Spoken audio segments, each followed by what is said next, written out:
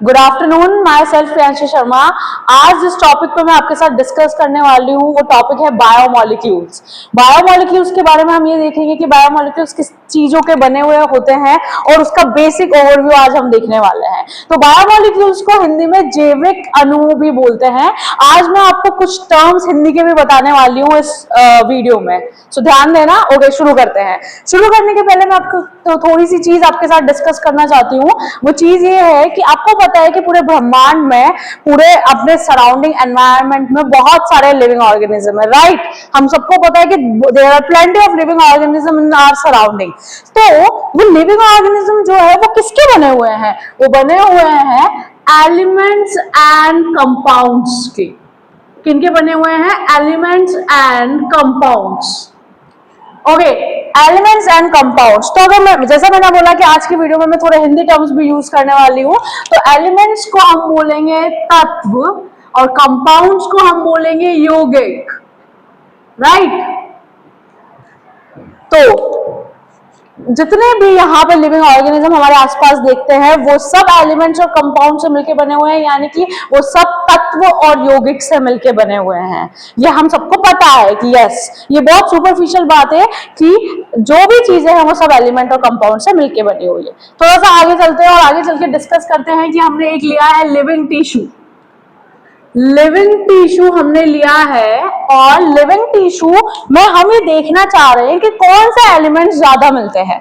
अच्छा, living tissue जो है वो हम क्या ले सकते हैं? हम प्लांट ले सकते हैं, हम एनिमल ले सकते हैं और हम माइक्रोबियल पेस्ट ले सकते हैं, राइट? ये तीनों चीजें हम ले सकते हैं। प्लांट को बोलते हैं हम पादप, एनिमल को बोलते हैं हम प्राणी और माइक्रोबियल पेस्ट को बोलते हैं हम सूक्ष्म जीवली। तो ये है हिंदी टर्मिनोलॉजी।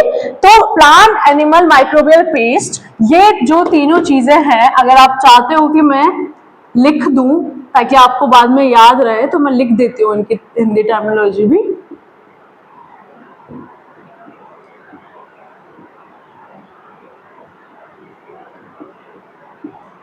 राइट, तो हमने लिविंग टिश्यू में ये लिया है। जब हमने लिविंग टिश्यू लिया, जब हमने प्लांट या एनिमल या माइक्रोबियल पेस्ट, इनमें से जब हमने लिविंग टिश्यू निकाल के देखा तो हमें ये पता चला कि कौन सा एलिमेंट्स वहां पे मिले। हमें मिले कार्बन, ऑक्सीजन, हाइड्रोजन। ये एलिमेंट्स हमें मिले जब हमने कौन सा टिश्यू लिया है? लिविंग टिश्यू लिया है, राइट? प्लांट, एनिमल या माइक्रोबियल पेस्ट जब लिया है तो हमें पता चला कि कार्बन, हाइड्रोजन और ऑक्सीजन, ये तीन एलिमेंट्स वहां पे है। तो ये तो हुई लिविंग की बात। अगर मैं आपसे बोलती हूँ कि यार मैं लेना चाहती हूँ नॉन लिविंग, नॉन लिविंग यानी कि मैं लेना चाहती हूँ निर्जीव।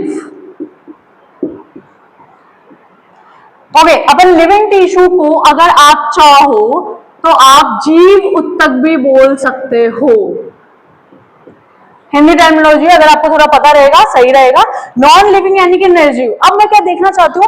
ओके, आपने बोला मैम आपने ये तो बताया कि लिविंग टिश्यू को अगर आप लोगे तो आपको एलिमेंट्स कौन से मिले? Carbon, hydrogen, oxygen.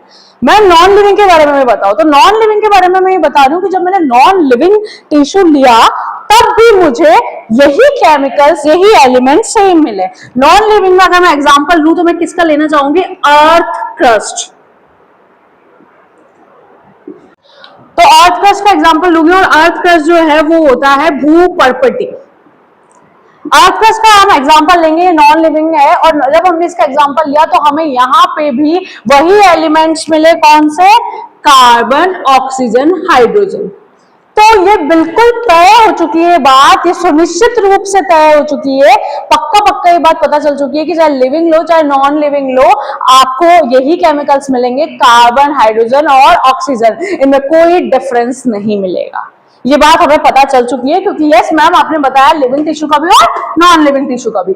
आगे अगर मैं बात करूं, बहुत क्लोज एग्जामिनेशन करो, आप बहुत अच्छे से परीक्षण करो तो आपको ये ज्ञात होगा, आपको ये पता चलेगा। जब क्लोज एग्जामिनेशन करोगे तो आपको पता चलेगा कि लिविंग और नॉन लिविंग दोनों में जो महत्वपूर्ण है वो है कार्बन और हाइड्रोजन, राइट?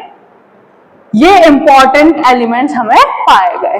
तो ये था एक बेसिक इंट्रोडक्शन बायोमोलिक्यूल्स का। अब हम आगे का जो मैं टॉपिक है वो बताना चाह रही हूँ आपको। तो आगे का जो टॉपिक है मेरा वो है How do we analyze chemical composition? How we analyze chemical composition?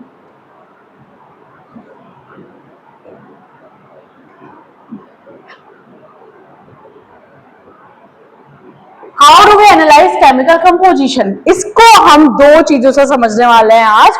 दो एनालिसिस है मेरे पास, वो दो एनालिसिस अपन पढ़ेंगे डिटेल में। तो जो पहला है मेरे पास वो है chemical analysis. Chemical analysis, chemical analysis, और दूसरा है एश एनालिसिस। राइट, पहला है केमिकल एनालिसिस, दूसरा है एश एनालिसिस। ध्यान आपको ये रखना है कि केमिकल एनालिसिस हमेशा ऑर्गेनिक कंपाउंड्स के लिए आएगा, ऑर्गेनिक कंपाउंड्स, और ये आएगा इनऑर्गेनिक कंपाउंड्स। ये चीज आपको ध्यान रखनी है। केमिकल एनालिसिस को हम बोलेंगे रासायनिक विश्लेषण, और एश एनालिसिस को हम बोलेंगे राख विश्लेषण। ऑर्गेनिक कंपाउंड्स को हम बोलेंगे कार्बनिक मिश्रण, और इनऑर्गेनिक कंपाउंड्स को बोलेंगे हम अकार्बनिक मिश्रण। राइट, तो ये केमिकल एनालिसिस है, ये एश एनालिसिस है। केमिकल एनालिसिस में हम क्या करते हैं, सबसे पहले हम एक लिविंग टिश्यू लेंगे। लिविंग टिश्यू हम क्या ले सकते हैं, अगर प्लांट की भी बात कर रही हूं तो प्लांट से हम लीफ ले सकते हैं, और एनिमल की अगर मैं बात कर रही हूं तो हम लिवर ले सकते हैं। बात समझ रहे हैं? प्लांट की बात कर रहे हैं तो आप पत्ती ले सकते हैं, एनिमल की बात कर रहे हैं तो आप लिवर ले सकते हैं। अब अगर हमने इनको लिया है, क्या एक्सपेरिमेंट हमारे पास हुआ है कि हमने यहाँ पे एक टिश्यू लिया है और यहाँ पे हमने एक केमिकल लिया है जिसका नाम है trichloro acetic acid. What is the name? Trichloro acetic acid. ये हमने लिया है यहाँ पे। उसके बाद हमने इसको क्या किया है, ग्राइंड किया है, पीसा है अच्छे से। ग्राइंड किसमें? इन अ मोटर और पेस्टल। मोटर और पेस्टल मतलब वो जो दूसरी की चीज होती है ना, किचन में होती है हमारे, उसको हमने बोला है मोटर और पेस्टल। उसके अंदर हमने इसको ग्राइंड किया है। ग्राइंड करने के बाद क्या हुआ कि हमारे पास ग्राइंड कर लिया हमने, पीस लिया। अब पीसने के बाद हम इसको छानेंगे, फिल्टर करेंगे। जैसे आप चाय सबको बनानी आती है, राइट, तो जैसे आप चाय को छानते हो तो नीचे तो लिक्विड आता है और ऊपर रह जाती है चाय पत्ती, वैसा यहाँ होने वाला है। एक चीज नीचे चली जाएगी और एक ऊपर रह जाएगी। तो जो चीज नीचे जा रही है उसको हम बोलते हैं फिल्ट्रेट, राइट, और जो चीज ऊपर रह जा रही है उसको हम बोलते हैं रेटिनेट। ठीक है, तो नीचे वाले फिल्ट्रेट, ऊपर वाले रेटिनेट। अब फिल्ट्रेट क्या है? फिल्ट्रेट का मतलब वो है जो एसिड सॉल्युबल है, यानी कि जो नीचे वाला पार्ट है फिल्ट्रेट वो एसिड के अंदर सॉल्युबल हो जाएगा। लेकिन अगर मैं रेटिनेट की बात करूं तो वो सॉल्युबल नहीं होगा, और एसिड को हम अम्ल भी बोलते हैं, राइट। तो दो पार्ट बने, एक फिल्ट्रेट बना, एक रेटिनेट बना। अब ये दोनों जो पार्ट है इसमें ये एसिड सॉल्युबल है और ये एसिड सॉल्युबल नहीं है, मतलब ये एसिड में घुल जाएगा और वो एसिड में घुलेगा नहीं। ये बात आपको याद रखनी है, और इसकी डिटेलिंग कि एसिड में घुल जाना यानी कि एसिड सॉल्युबल और एसिड इनसॉल्युबल मैं आपको आगे बताऊंगी। तो ये तो थी कहानी केमिकल एनालिसिस की। आपने यहाँ पर ट्राइक्लोरो एसिटिक लिया, उसके बाद आपने इसको ग्राइंड किया, दो पार्ट में आपने इसको डिवाइड किया। अब मैं एश एनालिसिस की बात करती हूँ तो यहाँ पे अगेन आप वही लोगे, लिविंग टिश्यू लिया आपने, living tissue same, either you have taken leaf और लिवर। ठीक है, अब आपने वो टिश्यू लिया। टिश्यू जब आपने लिया वो वाला टिश्यू, तो वो टिश्यू जो था वो कैसा था? उसमें large amount of water present था। क्या प्रेजेंट था? Large amount of water. तो जब वाटर था तो वो कैसा था? वेट टिश्यू था। लेकिन क्या हुआ कि हमने उसका जो पानी है, जो उसका वाटर है, वो इवेपोरेट हो गया। मतलब पानी जो है, वाटर जो है, वो भाप बन के उड़ गया, इवेपोरेट हो गया। तो पानी जब उड़ गया तो अब ये कौन सा टिश्यू रह गया? Dry tissue. ठीक है, तो मैंने क्या बोला, पहले जो हमने टिश्यू लिया उसके अंदर वो पानी का कंटेंट ज्यादा था, पानी का कंटेंट था। अब अगर आप उस पानी को हटा दोगे, पानी इवेपोरेट हो जाएगा, तो अब वो कैसा रह जाएगा, ड्राई टिश्यू होने के बाद हमने उसको बर्न करेंगे, हम जलाएंगे।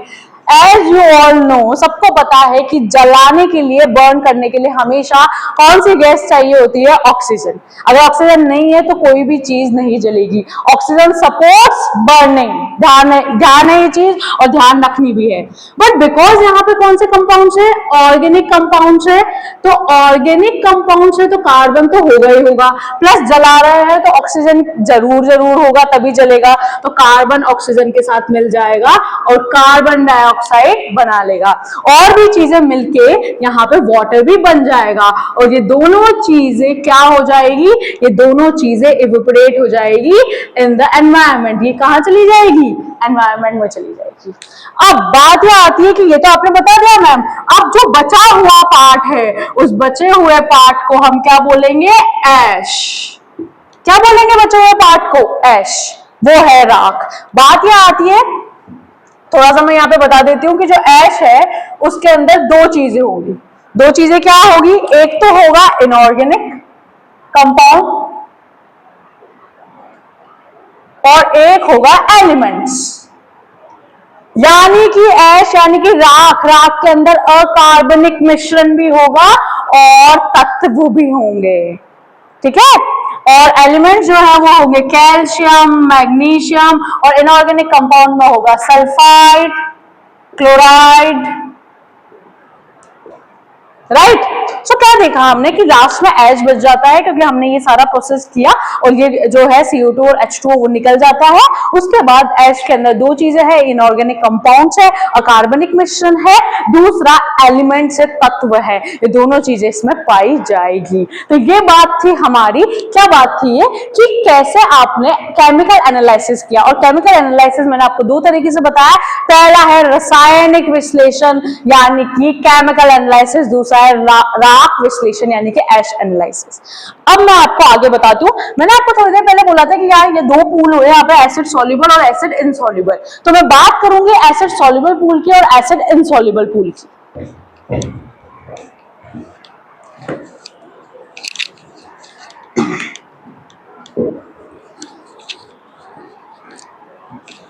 इसके पहले मैं एक वर्ड आपसे आपको इंट्रोड्यूस कराना चाहती हूँ, जो कि हमारे चैप्टर का नाम भी है, बायोमोलिक्यूल्स।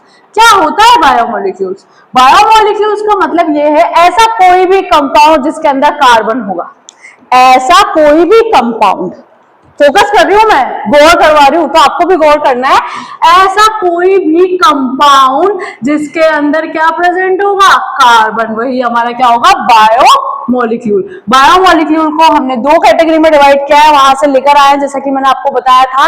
एक होता है एसिड सॉल्युबल पूल, एक होता है एसिड इनसॉल्युबल पूल।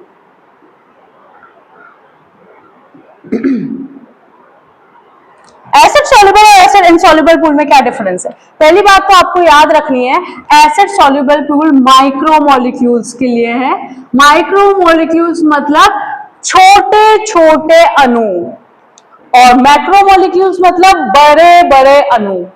तो छोटे छोटे यहाँ पे अणुओं की यानी कि माइक्रोमोलिक्यूल्स की बात कर रही हूं, तो यहाँ पे जो मॉलिक्यूलर मास या मॉलिक्यूलर वेट रहता है वो रहता है 18 से 800। मास रहेगा 18 to 800 डाल्टन, यानी कि 1000 से लेस देन 1000। ये मैंने इसलिए फोकस किया क्योंकि ये नीट में क्वेश्चन आता है, ठीक है, लेस देन 1000। अब बात ये आ रही है कि ये क्या है, माइक्रोमोलिक्यूल है, इसका जो मॉलिक्यूलर मास है वो 18 to 800 डाल्टन रहेगा, यानी कि 1000 से कम रहेगा। एग्जांपल्स देख लेते हैं इसके। छोटी यूनिट आएगी अमीनो एसिड, न्यूक्लियोटाइड, मोनोसैकेराइड। याद कैसे करना है बच्चों? याद करने का तरीका ये रहेगा कि इसमें ये माइक्रो है मतलब छोटा है, तो इसमें छोटी यूनिट्स आएगी, इधर बड़ी यूनिट आएगी। अभी आपको पता चलेगा कैसे। तो एसिड इनसॉल्युबल पूल क्या होता है, मैक्रोमोलिक्यूल होता है, और इसका जो मॉलिक्यूलर मास होता है वो 10,000 डाल्टन से ज्यादा होता है। तो इसका कम और इसका ज्यादा। इसके एग्जांपल्स हम देखेंगे। अमीनो एसिड की बड़ी यूनिट क्या होती है? प्रोटीन। याद करने का अच्छा तरीका है, कभी कंफ्यूज नहीं होंगे, क्योंकि नीट में पूछा जाएगा, ये क्वेश्चन आएगा कि अमीनो एसिड माइक्रो है या मैक्रो है, तो आपको हमेशा याद रहेगा अमीनो एसिड की बड़ी यूनिट प्रोटीन, न्यूक्लियोटाइड की बड़ी यूनिट न्यूक्लिक एसिड, और मोनोसैकेराइड की बड़ी यूनिट पॉलीसैकेराइड। तो बड़ी यूनिट मैक्रो क्योंकि बड़ा है, छोटी यूनिट माइक्रो क्योंकि ये छोटा है। ठीक है, अब यहाँ एक अपवाद है, हर जगह अपवाद होता है यानी कि एक्सेप्शन, तो यहां पे भी एक एक्सेप्शन है, उसको आपको बहुत मुख्य रूप से ध्यान रखना है, वरना आपके पक्का नीट के क्वेश्चन में होंगे। एक्सेप्शन क्या रहेगा? एक्सेप्शन की बात अगर मैं करूं तो एक लिपिड मॉलिक्यूल है। अच्छा, लिपिड का आपने बोला मैम 18 to 800 डाल्टन तो सब इसमें आएंगे, इससे ज्यादा वाले इसमें आएंगे, लेकिन लिपिड जो है इसका मॉलिक्यूलर वेट या मॉलिक्यूलर मास ये वाला है 18 to 800 डाल्टन। फिर भी किसमें आ रहा है? मैक्रोमोलिक्यूल में। आना किसमें चाहिए? उसमें। आ किसमें रहा है? इसमें, क्योंकि अपवाद है या एक्सेप्शन है। तो क्यों ऐसा है? ऐसा इसलिए है क्योंकि हम सेल वाले चैप्टर में पढ़ के आए हैं फ्लूइड मोज़ेक मॉडल, और फ्लूइड मोज़ेक मॉडल में सेल मेम्ब्रेन किसकी बनी हुई होती है? सेल मेम्ब्रेन यानी कि सेल की झिल्ली, वो किसकी बनी हुई होती है? लिपिड की। और जब ये सेल मेम्ब्रेन टुकड़ों में टूटती है, break into pieces in the form of vesicles. Vesicles क्या होते हैं? Bag like structure. बैग लेके आते हो ना आप पढ़ने, वो bag like structure. Cell membrane जब टूटती है टुकड़ों में तो वो वेसिकल के फॉर्म में टूटती है, और जब वो टूटती है तो जो टूटा हुआ पार्ट है वो वाटर में सॉल्यूबल नहीं है। तो लिपिड इधर क्यों आ रहा है? क्योंकि लिपिड के साथ एक घटना घट गई कि इसका मॉलिक्यूलर वेट तो उतना ही है, बट ये सेल मेम्ब्रेन को बनाने में हेल्प करता है। जो सेल मेम्ब्रेन टूटती है तो वेसिकल्स के फॉर्म में सब्सटेंस आते हैं जो कि सॉल्युबल नहीं है। तो सॉल्युबल नहीं है इसीलिए इसको किस में डाल दिया? एसिड इनसॉल्युबल पूल में डाल दिया। ये बहुत इंपॉर्टेंट एक्सेप्शन है, आपको याद रखना है। तो this is all about what acid soluble and acid insoluble pool. अब अपन आगे चलते हैं और आगे चल के अपन डिस्कस करते हैं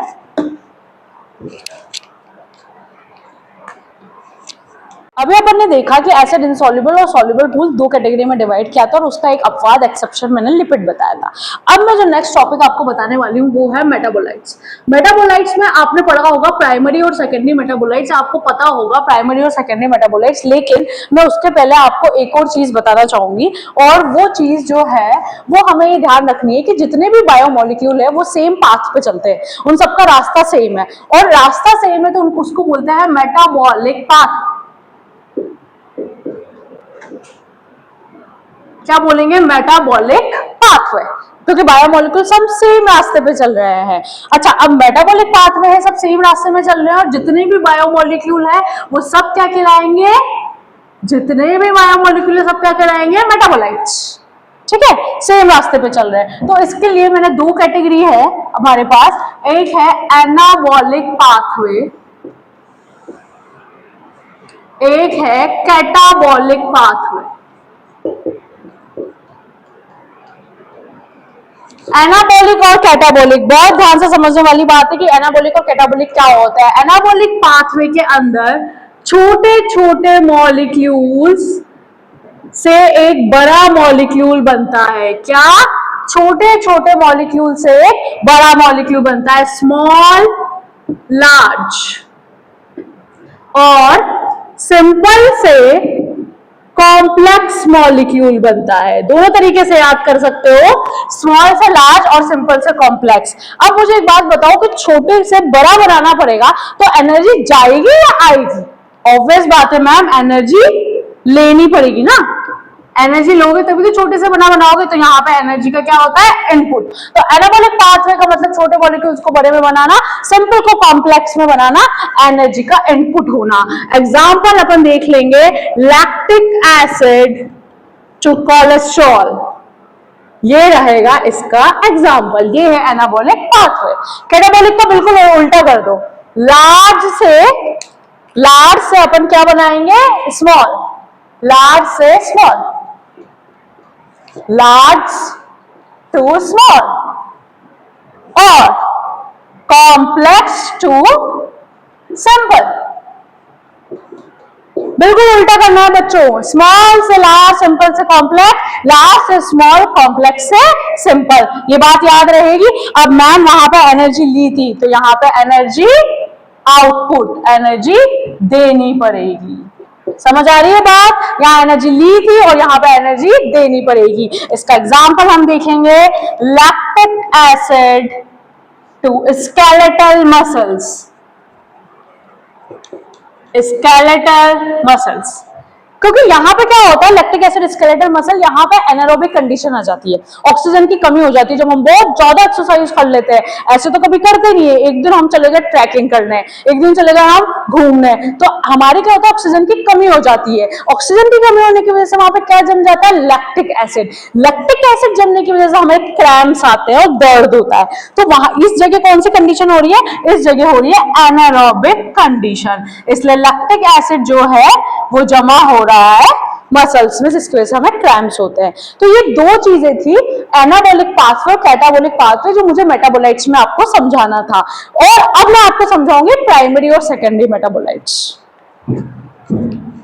जो आपके एनसीईआरटी में भी दे रखा है। फटाफट से पढ़ेंगे और उसके बाद आज की वीडियो को हम कंपाइल करेंगे प्राइमरी और सेकेंडरी मेटाबोलाइट्स पढ़ के। ये जो हमारा बायोमोलिक्यूल का इंट्रोडक्शन यहाँ पे खत्म हो जाएगा, और मैंने बहुत सारी आपको यहाँ चीजें बताई है जो नीट के क्वेश्चन में आती, नीट के पेपर में आएगी और क्वेश्चंस पूछे जाएंगे, तो आप उन पे हाईलाइट करना और उनको जरूर ध्यान रखना। सो हम इसको दो कैटेगरी में डिवाइड कर लेते हैं, primary metabolites and secondary metabolites. नाम से ही क्लियर हो जाएगा, बहुत इजी तरीके से हम पढ़ने वाले हैं इसको। और सेकेंडरी मेटाबोलाइट्स ध्यान रखना है, प्राइमरी मेटाबोलाइट्स और सेकेंडरी मेटाबोलाइट्स। अब आपको इसको ये ध्यान रखना पड़ेगा कि प्राइमरी मेटाबोलाइट्स और सेकेंडरी मेटाबोलाइट्स में क्या डिफरेंस है। बहुत बहुत खास बात ये है कि प्राइमरी मेटाबोलाइट्स में आपको ये चीज ध्यान रखनी है कि ये इंपॉर्टेंट रोल प्ले करता है, इंपॉर्टेंट रोल प्ले करता है किसके लिए, जो बेसिक फंक्शंस होते हैं हमारी लाइफ के, उसके लिए, बेसिक फंक्शंस के लिए। अब बेसिक फंक्शंस क्या हो गए, photosynthesis, respiration, lipid and protein metabolism,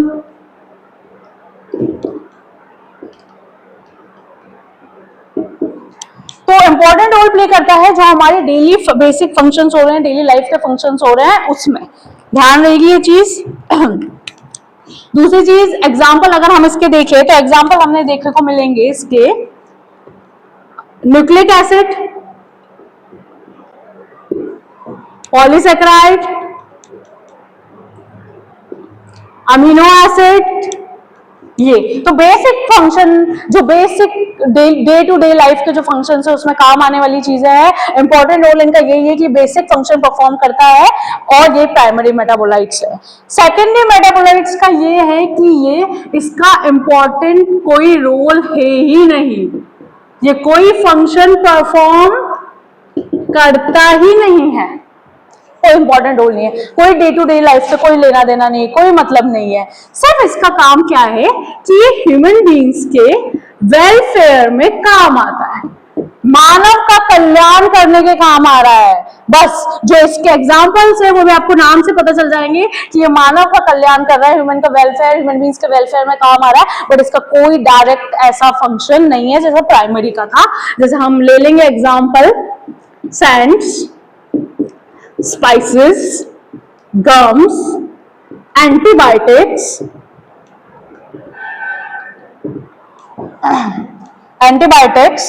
essential oils, ये रहेंगे इसके एग्जाम्पल।